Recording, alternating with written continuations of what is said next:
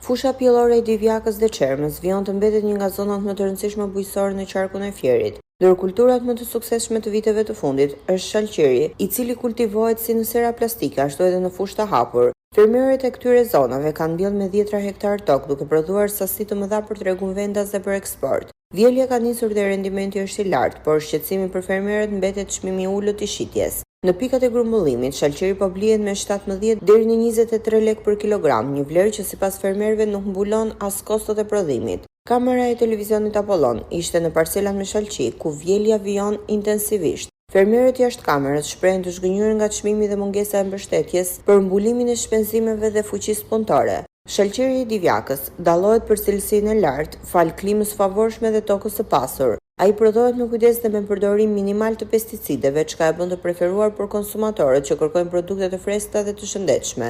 Çdo ditë, sasi të konsiderueshme shalqiri nisen drejt tregjeve të Tiranës dhe qyteteve të tjera, por edhe drejt vendeve të Bashkimit Evropian. Ky fluks i qëndrueshëm ndihmon jo vetëm në të ardhurat e fermerëve, por edhe në promovimin e zonës si një qendër bujqësore me potencial të lartë në shkallë kombëtare.